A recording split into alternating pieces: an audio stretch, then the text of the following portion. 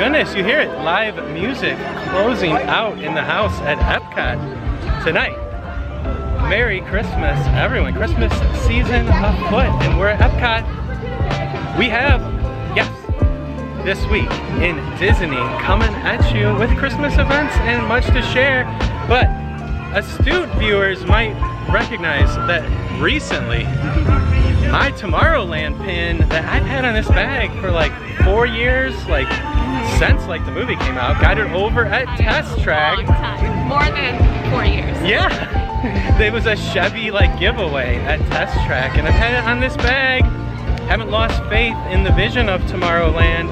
Going to be putting it in the bag with other coins that I keep. I keep a Scrooge McDuck vault coin in my bag. And I'll be adding the Tomorrowland coin. Oh, switch it up there. So, tonight, the quest. I know we took you on a long quest last week to no avail. Still no Christmas shirt on. But tonight, we will be successful in acquiring a new pin to adorn what is appropriate. What will we end up with? Come along. But first... Never know with Brad. But first... Hey! Whoa, people passing and monorails passing overhead. Oh, the Peach coming in to welcome Tiffany in the Peach. Look at that, Peach ears. Well, listening ears. It's quite a night. Take us home. What's the first event this week in Disney? So first up on This Week in Disney, December 12th, 1952, a Disney Goofy cartoon, How to Be a Detective, is released. There you go, sleuthy. Well, this is a very interesting cartoon. I would say it's in the dark sort of category of cartoons. Okay. For sure. There's some, you know, radio drama kind of like? Yeah, it's definitely got that film noir feel to it, and it's really artfully done. Like, you could actually like pause this cartoon and look at some of the, you know, backgrounds and things that are painted for it that just make it so amazing. There's a couple of spots in there that are just really beautiful. It's set like it could be dusk, it could be sunset time period, or it could be way early it's hard to tell, but it's that just barely light in the sky. So there's a little dark to the color, but there's also like a lot of dark to the whole concept of the story, because you know, it's about a detective, and so there's, you know, murder and intrigue all around, and so you know, we were in the parks and we were in the, I always forget the name of the shop, but the World Showcase one right there where they used to have Duffy right whenever you're coming in by the big tree, and it looked like they were getting some preview stuff. A lot of awesome Goofy merch, so coming your way up in the vlogs, but we gotta get you back there to see it. So head on back. Oh, when I think about Jesus, what he's done for me, when I think about Jesus,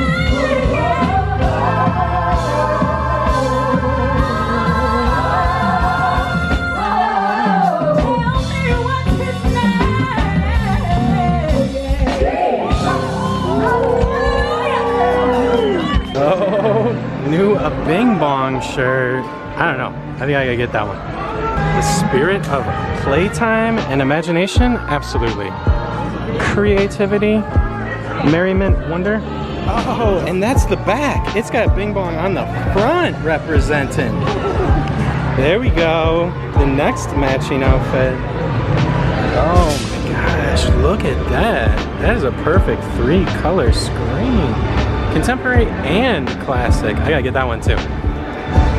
Oh my goodness, is this like little spot at EPCOT like getting premieres here because of the holidays? Huey, Dewey, and Louie with like such an EPCOT Figment feel too. That's like a double win. There's a wallet thing. Look at these though with Goofy. Oh my gosh, that's so awesome. Oh man, full sports skiing, the art of skiing, of course, art of doing it goofy. Wow. Eating them boiled peanuts, Florida style. Okay, now you can see how this like happens. Like I'm looking for the pin and they're just moving merch on us all the time, and hot merch. Like thank you so much. It's a hit and miss. Yeah. Sometimes we go I'm some surprised. places that it's the same thing, and then, you know, if you see something you like, unfortunately you have to like jump on it, because it'll be gone. That's my experience. But you don't have to. Yeah, but I got two here, Bing Bong and Big Thunder, double B's. Yeah. But take us back to the house. What's our next event this week in Disney? And on 1971, the following announcement appears in the day's edition of the Orlando Sentinel.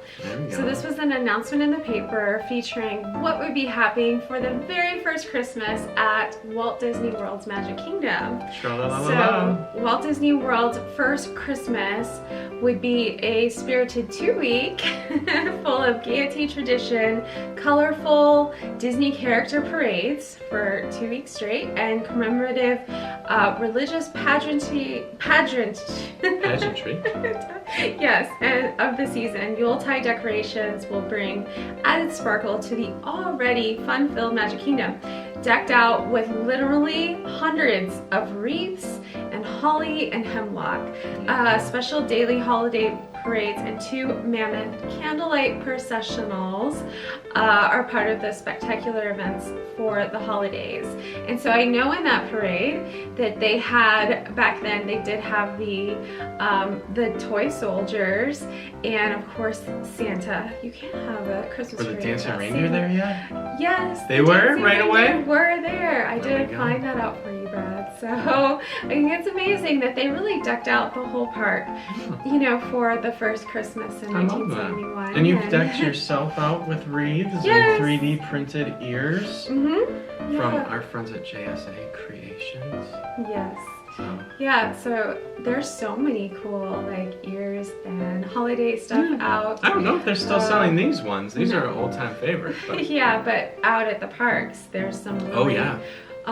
There was a pair of ears that I got that have like, they're almost like little snow globes. Yeah. So I really love all the Christmas stuff this time of year. But they were doing all that back in 1971, which is really awesome. Yeah. Well, let's get you back to that pin quest and our Christmas night at EPCOT.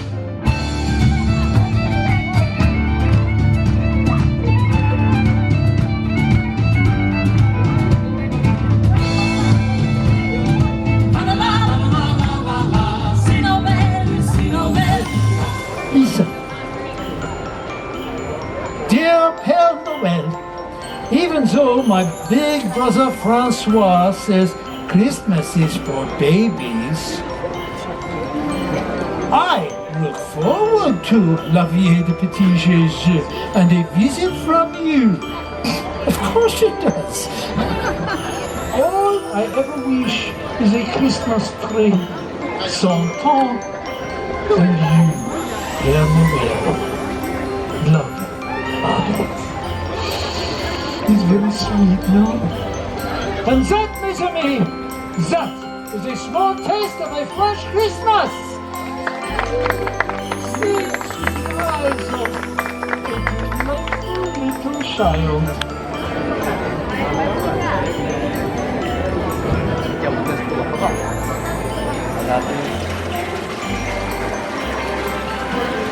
Oh my goodness, that was awesome in Yeah. Paris. Seeing Harold Noel. And the Amazing. story, he had Madeline in a basket there. I was hoping he was gonna pull out Madeline. You guys used to love Madeline We whenever. did. That was actually like a Playhouse Disney thing. I mean, Yeah, our Madeline. daughters love Madeline.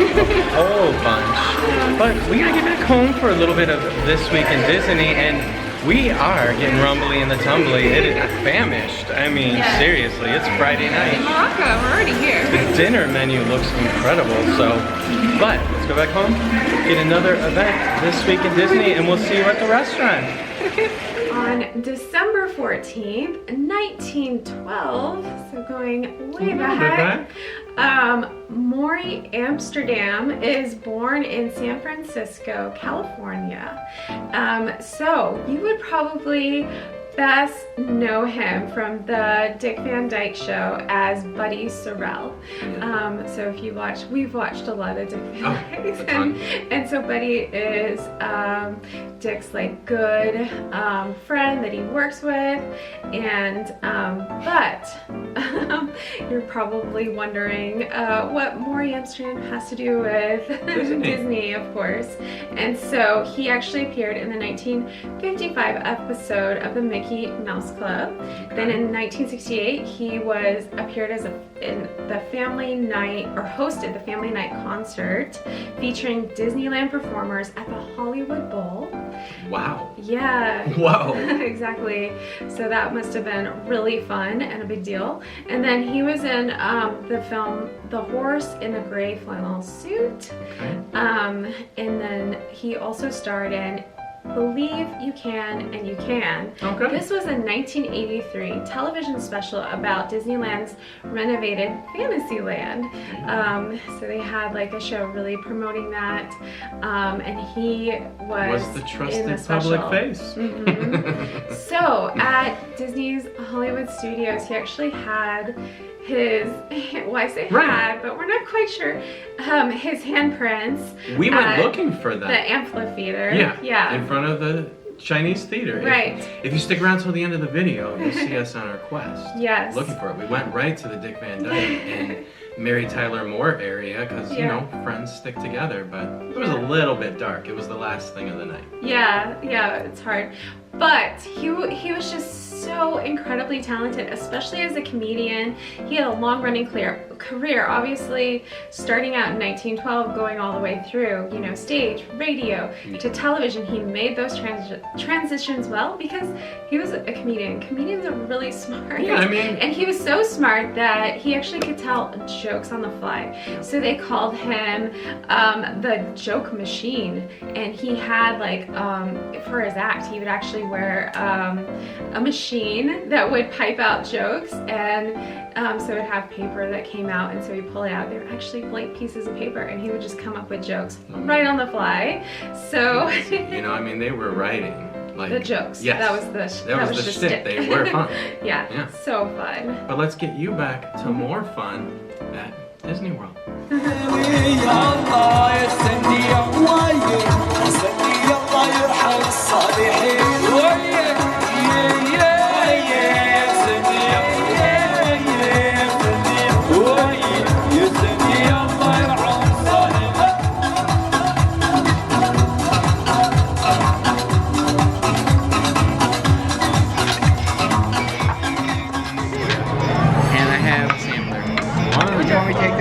Yes, please. Thank you so much. Oh, the lamb comes that way? I love it. Presentation's fabulous. Look at those grape leaves. And olive. Fantastic. Well, I think we made the right choice coming here. We didn't really know where we were going to go. We dreamed of so many places in Morocco, but Tiffany and her mom came here like a year and a half ago, and I was so jealous. So happy to come and try this bread, starting off with these. And oh my goodness, this is incredible. It comes with a mint yogurt, and the mint in it, it's making it feel all Christmassy, like hidden Christmas dishes here at the Spice table. That Spice chicken, mint yogurt. The next bed is coming out in a few minutes. Thank you so much. Yes, thank you so much. Oh my, look at that very generous portioning. The sauce looks phenomenal. Wow, can you believe that is cauliflower? Look at that. So cool. It's really interesting. Oh my goodness, this spicy cauliflower. I mean, you have to talk about it. It is, I mean, it's slightly battered. What do you say? Yeah, it's battered and fried, but it's not super heavy. It's delicious. It makes me want to play around with cauliflower. Yeah, I was just saying to Tiffany that I was absolutely full and wasn't sure that I could eat another bite. And do you want to know what she pushed across the plate to me? It's like micro kraken. Look at this. Have you ever seen so many tentacles on one piece of calamari? Look at that. Well, I did it. I finally got spicy on that road and it was awesome. 2 courses. Very good. It's so good. So, it's not really courses. It's Yep, just fine. get a bunch of dishes. Yes. Yes. Yeah. It was awesome. And the waiter there, his name was Badar. Sorry, took me 1 second. Badar. It was like a total anagram of my name, and he knew it, and he said that he's often been called Brad. So very, very cool. That was cool. A lot of fun. But now, Yeah, you've got to check it out. It's really a fun one. we're going back for sure. And honestly, I'm not gonna tell you how much it was, but it was very, very reasonable. I was like super, super happy. Yeah, plenty So, of reasonable price. yes, we are going to head over, take a nighttime gondola over to Hollywood Studios. We are gonna get those pins. Maybe stop over at this pin booth really quick. But what's up next this week in Disney, Tiffany? Take us home. So on December 17th, 2010, Walt Disney Pictures releases TRON Legacy. Oh my goodness. Which Yeah. is super, super exciting. I remember this film coming out. Like, our family was so excited to see this film. It was the 3D We IMAX loved it. era. I saw it 3 times. Well, we love the original. Oh, of And course. so we were huge fans of that. And we also loved the music. And we knew that Daft Punk would be Right. behind the music So for that it was and it for everything. us. So we were very, very drawn in. But this is really cool because the creator behind the original Tron, actually who did like the script and story concept and directing, it was his directing, I believe, debut, Steven Leisberger. He was actually involved in producing this film as well. So that's why there's like more of a seamless story. And what's really interesting is the character of Sam is the same age as Leisberger's son. Okay. So he was really drawn Alright. to the story concept and where it was going with, you know, the son of... The coming of age. Yeah. Independence. Yeah, and so Questions. he was involved in, you know, this film. They put, okay, everyone behind this film were huge fans of the original Tron. So, It's hard not to have been as a child of that era. Yeah, I so mean, I think the Frisbee was saved by Light Disc, or by Identity Disc. yeah, maybe. Joseph Kosinski was the director, loved Tron, Adam Horowitz, and Edward Kiddis. So they all, you know, those two were doing the story. And the story actually is really like in depth because they talked about 2 concepts of it that I didn't really totally realize that they used for inspiration, but you know, it's kind of a Wizard of Oz tale, you know, and someone trying to get back home in the whole film. The first one or the second one? The second one. Okay. I And guess then- both. Yeah, both. Yeah. Both are. And then with the character of Cora, they actually based her off of Joan of Arc. And yeah, so And it translates. Olivia Wilde actually studied Joan of Arc for like over a month to really bring that into the character. So I really like it because I love learning about Joan of Arc. I love her, and knowing that that's a piece of a character in a film is really neat. That's awesome. I mean, this movie really answered like the craze of the Matrix, you know, with bringing some like computer tech and interwebs. It did, but they actually tried to veer away from course. it being like the Matrix. They wanted it to be Right, but they still hit the Joan of film. Arc, which I mean brings in like a spiritual like warrior element, Yes, and there there's is a definitely strong that. like More than Joan of- conflict in the Right. grid. More than just Joan of Arc. There's a lot of spiritual elements yeah. that you have in there. So for this film, they also had 15 sets, so that you actually really felt like this was a place. Like everything about it was real, and I think that's really good to do with a movie where you're literally going inside of, you know, a game. So, or, you know, into Yeah, it the would computer help. and everything. So I think it's great that they put that effort into making all the sets. And lastly, I wanted to share how Daft Punk's involvement, what's so cool about their involvement is that not only, I mean, they wanted to have techno music and electronic music. EDM. Exactly, not. And so they wanted to have that in there, but they didn't want to just have like just a basic like DJ techno. They wanted artists, and Daft Punk are artists. They're more, you know, they have a lot more to offer, and so it was a great band to pick. And they had a hard time because they were touring when they first asked them, and they actually didn't get back to them for a while. When they finally met up with them, you know, Daft Punk actually loved the original TRON so much that they felt like Daft Punk was interviewing them to make sure this film was going to actually, you know, be as good as the original and warrant their involvement. Remember So, that, I Disney. really Remember that. We appreciate want Daft Punk at the Tomorrowland stage for opening. Oh my goodness. Come That would on. be, I don't know. It's got to happen. Yeah, the crowd for that They would be a helped little so crazy. much. They were so committed. I think that would really be up to Daft Punk. I mean, they're pretty Well, they've strict broken about up. what they It do. would be a reunion event. But I'm more happy that everyone involved in this project really, really cared a lot and made it so good because they were invested in, you know, these are cult, like, classic films. Both of them. The I shouldn't have said broken and- up. They're retired.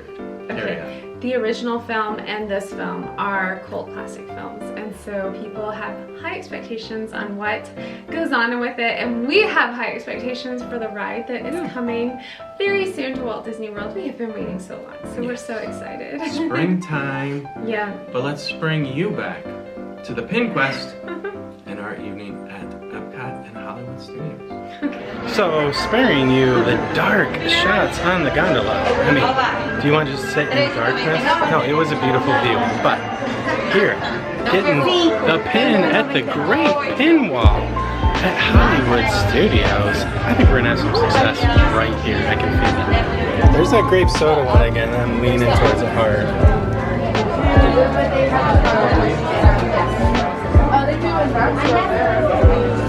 This one? Yeah. 100%. Like, I think, like, open up. Okay. I was feeling like, whoa, really hard. Sorry. Oh. It's kind of fun to do the impossible. That's it. That's it. Let's get it.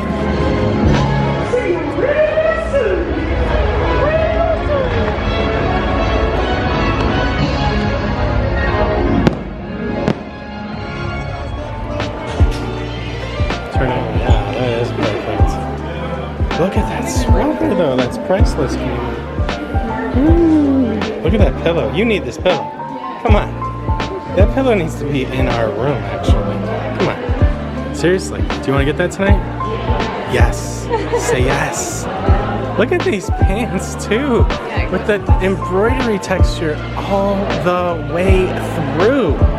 Unbelievable. This is an amazing collection for our Bambi, Prince of the Forest, well, King, depending on your timeline. Tiffany, what at home is our next week in Disney? Does it have to do with Bambi? No, but share it with us this week in December. Take us back home. So lastly, on This Week in Disney, we're going to December 18th, 1942 with a Donald Duck cartoon. There we go. The short Bellboy with Donald Duck is released and directed by Jack Kinney. So this cartoon is, you know, in classic Donald fare. I mean, he really, really starts out trying to be cool, trying to give the customer The his perfect. way. The problem is that the customer is, or the, you know, he's the bellboy, and those the guests checking in are Pegleg Pete and his son. It's actually, I believe, the first time Pegleg Pete's son is in a Disney cartoon.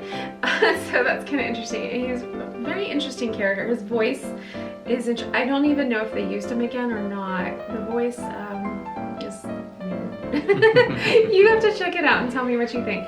But, you know, Donald tries to be cool, but Of course, Pete's son is actually giving Donald a ton of trouble. Picking He's him up. quite mean. So you're gonna have to go watch and see how it turns out. But I love this because it's definitely, you know, close. I know it's 1942, but it's definitely set in the costuming era that the Tower of Terror is in. Yes. So it's very, very similar to all of that. And you can just see Donald Duck in a little Tower of Terror bellhop costume. Yeah. You know, it's really cute. Of course, this is it, the tower. It's actually called the Lofty Manors Hotel. So this is a fun cartoon to watch. Yeah, so go check it out. Yup, our peppermint triplets. Merry Christmas, girls. Oh, we're on a secret mission. The park is already closed, but Fantasmic hasn't let out. All of the restaurants aren't out yet. We just want to show you handprints for Morey Amsterdam. Morey Amsterdam. Who can fault us after close for coming to touch the prints of Morey Amsterdam? Come along. There we go. Where in front of the theater is this? Let's go. I don't see it. Oh well. Phyllis Diller. Oh my goodness. Crazy. I'll tell you, we're not gonna find it tonight. It may not even be here anymore. But come on, A for effort, right? And we did deliver on our promise of the pin this time. Gonna be carrying Walt and the impossible right on us. So let's get back home, close you out. Thanks for coming along with us on this Disney night. Great food, great Christmas. Oh my goodness, we saw some people that I sat next to at Earth, Wind, and Fire. Oh my goodness, Disney friends made and captured. You know, that's how it is. You see people at these musical events and opening events, and man, you see them again. That's what it's all about. Disney friends. Let's take you back home, and we'll see you real soon. No, Christmas. Merry Christmas. Get it all done. Yep. Looking forward to great Christmas plans. We're gonna do it Christmas story style. Gonna be having Chinese food, not on Christmas Day, on Christmas Eve, but join us. Oh, I think you'll have another week, but anticipating it. We'll see you real soon, back at home. That's it for this week in Disney. Wow, great night. Yeah. A lot of fun. And we got the pin. Not like last week where, you know, I didn't get a new Christmas shirt. We were successful. So thanks for coming along. And it's such a wonderful one. I mean, we talked last week about Walt's dream living in our lives. And so you can see here, you got Disneyland, and you open it up inside. Walt's in there. And it says, it's kind of fun to do the impossible. So. Yeah, it's super sweet. But that's it for this week in Disney. Lots of fun stuff we talked about this week. We'd love to hear below what you guys think about, you know, Tron. Do you love the films? Are you excited for the ride? And, you know, everything else. Go watch those cartoons and definitely leave a comment below what you think of them, because I think they're two really different cartoons. But that's it, and we'll see you guys next time. Bye. Bye.